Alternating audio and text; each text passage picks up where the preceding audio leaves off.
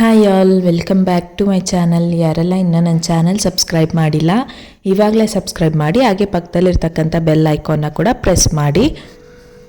So ಮಕ್ಕಳೇ ನೋಡಿ, ಇನ್ನೇನು SA1 ಎಕ್ಸಾಮ್ ಹತ್ರ ಬರ್ತಾ ಇದೆ. ಆದ್ದರಿಂದ SSLCಯಲ್ಲಿ ಓದ್ತಾ ಇರ್ತಕ್ಕಂಥ ಮಕ್ಕಳಿಗೆ ತುಂಬ ಕನ್ಫ್ಯೂಷನ್ಸ್ ಇರುತ್ತೆ. ಯಾವ ರೀತಿ ಕ್ವಶನ್ಸ್ ಬರ್ಬೋದು, ಯಾವ ರೀತಿ ಎಕ್ಸಾಮ್ ನಡೆಸ್ತಾರೆ, ಈ ರೀತಿ ಎಲ್ಲ ಭಯ ಇರುತ್ತೆ.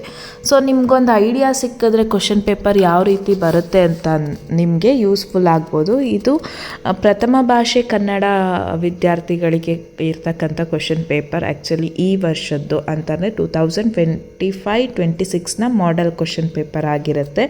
ಸೊ 100 ಅಂಕಗಳಿಗೆ ಪ್ರಶ್ನೆ ಪತ್ರಿಕೆ ಇದೆ. ಇದರಲ್ಲಿ ನೋಡೋದಾದರೆ ಪ್ರಶ್ನೆಗಳಿದೆ, ನಿಮಗೆ SA1 ರಿಲೇಟೆಡ್ ಕ್ವಶನ್ಸ್ ಇರುತ್ತೆ. ಸೊ ರೆಫರ್ ಮಾಡ್ಕೊಳ್ಳಿ ಯಾವ ರೀತಿ ಕ್ವಶನ್ಸ್ ಬಂದಿದೆ ಅಂತ. ಸೊ ಇಷ್ಟು ಮೇಯ್ನಲ್ಲಿ ನಿಮಗೆ ಮಲ್ಟಿಪಲ್ ಚಾಯ್ಸ್ ಕ್ವಶನ್ಸ್ ಕೊಟ್ಟಿರ್ತಾರೆ. ಸೊ ನೋಡಿ, ಅದಕ್ಕೆ ಕರೆಕ್ಟಾದ ಆನ್ಸರ್ಸ್ನ ನೀವು ಸೆಲೆಕ್ಟ್ ಮಾಡಿ ಬರಿಬೇಕಾಗತ್ತೆ. ಫಸ್ಟ್ ಮೇನಲ್ಲಿ 6 ಕ್ವಶನ್ಸ್ 6 ಮಾರ್ಕ್ಸ್ ಇರುತ್ತೆ. ಸೆಕೆಂಡ್ ಮೇನ್ ನೋಡೋದಾದರೆ ಮೊದಲೆರಡು ಪದಗಳಿಗಿರುವ ಸಂಬಂಧದಂತೆ ಮೂರನೆಯ ಪದಕ್ಕೆ ಸರಿ ಹೊಂದುವ ಸಂಬಂಧಿ ಪದವನ್ನು ಬರೆಯಿರಿ ಅಂತ ಇರುತ್ತೆ. ಸೊ ಇದ್ರ ರಿಲೇಟೆಡ್ ಥರ್ಡ್ ವರ್ಡಿನ ರಿಲೇಟೆಡ್ ಆನ್ಸರ್ನ ನೀವು ಬರಿಬೇಕಾಗತ್ತೆ. ರಾಮ ಅಂಕಿತ ನಾಮ ಆದರೆ ವಿದ್ವಾಂಸ ಯಾವ ರೀತಿ, ಯಾವ ನಾಮಪದ ಅನ್ನೋ ರೀತಿ ಆಗಿರುತ್ತೆ. ಸೊ ಈ ರೀತಿ ಅದರ ರಿಲೇಟೆಡ್ ಆನ್ಸರ್ನ ನೀವು ಕರೆಕ್ಟಾಗಿ ಬರೆದ್ರೆ 4 ಕ್ವಶನ್ಸ್ 4 ಮಾರ್ಕ್ ಇರುತ್ತೆ. ಆ್ಯಂಡ್ ನೆಕ್ಸ್ಟ್ ನೋಡೋದಾದರೆ ಒಂದೊಂದು ವಾಕ್ಯದಲ್ಲಿ ಉತ್ತರಿಸಿ, ಇದು 7 ಕ್ವಶನ್ ಇರುತ್ತೆ, 7 ಮಾರ್ಕ್ಸ್. ಆ್ಯಂಡ್ 3 ಅಥವಾ 4 ವಾಕ್ಯಗಳಲ್ಲಿ ಉತ್ತರಿಸಿ, ದಟ್ ಈಸ್ 10 ಕ್ವಶನ್ಸ್ ಇರುತ್ತೆ 2 ಮಾರ್ಕ್ಸಿಗೆ. ಸೊ ದಟ್ 20 ಮಾರ್ಕ್ಸ್ ಸಿಗುತ್ತೆ ನಿಮಗೆ ಇದರಿಂದ. ನೆಕ್ಸ್ಟ್ ಕವಿಕೃತಿ ಪರಿಚಯ ಇರುತ್ತೆ.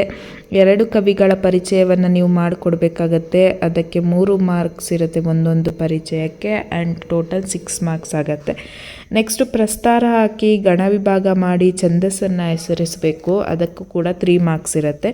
ನೆಕ್ಸ್ಟ್ ಅಲಂಕಾರವನ್ನು ಹೆಸರಿಸಿ ಅದರ ಲಕ್ಷಣ ಬರೆದು ಅದಕ್ಕೆ ನಿಮಗೆ 3 ಮಾರ್ಕ್ಸ್ ಇರುತ್ತೆ. ನೆಕ್ಸ್ಟ್ ಗಾದೆಗಳ ವಿಸ್ತಾರ ಮಾಡೋದು. ಸೊ ಇದ್ರ ಗಾದೆಗಳ ಮಹತ್ವ ಹೇಳ್ಬಿಟ್ಟು ಅದನ್ನು ವಿಸ್ತಾರವಾಗಿ ಬರೆಯುವಂಥದ್ದು.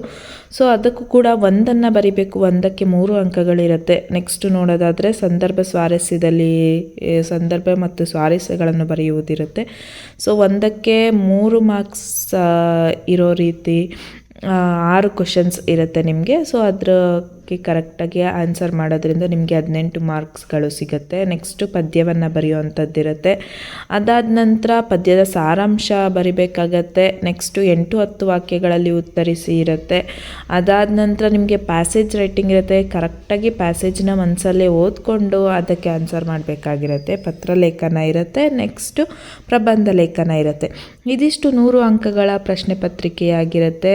ಸೊ ಸರಿಯಾಗಿ ಗಮನ ಇಟ್ಕೊಂಡು ಒಂದ್ಸಲಿ ರೆಫರ್ ಮಾಡ್ಕೊಳ್ಳಿ. ಆ್ಯಂಡ್ ಇದು ಬರೀ ಮಾಡೆಲ್ ಪೇಪರ್ ಆಗಿರುತ್ತೆ.